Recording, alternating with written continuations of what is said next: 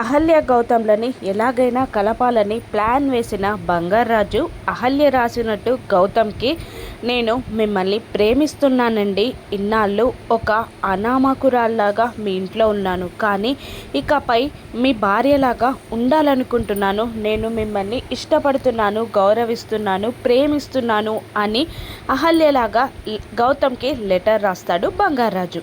ఆ లెటర్ని బాబు పక్కనే పెడతాడు. డ్యూటీకి వెళ్ళొచ్చిన గౌతమ్ బాబు పక్కనే ఉన్న లెటర్ తీసి చూసి చాలా సంబరపడిపోతున్నాడు. అహల్య నన్ను ప్రేమిస్తుందా, నన్ను అహల్య ఇష్టపడుతుందా అని చాలా సంతోషపడిపోతాడు గౌతమ్.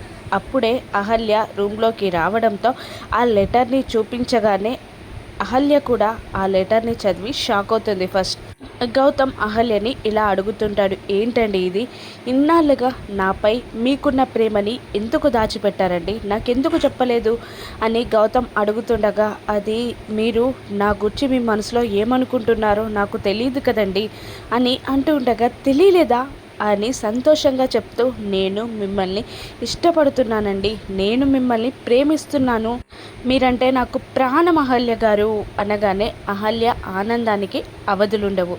గౌతమ్ ఒక్కసారిగా అహల్యని గట్టిగా వాటేసుకుంటాడు.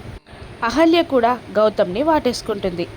ఎట్టకేలకు గౌతమ్ అహల్య ఒకరినొకరు ఇష్టపడి ప్రేమించడం మొదలు పెడతారు, ఒక్కటవుతారు అహల్య గౌతమ్. ఇప్పుడు భానుమతి సంగతి ఏంటి?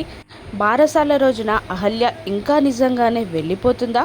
ఏం జరుగుతుందో నెక్స్ట్ ఎపిసోడ్లో చూద్దాం. Thank you for watching.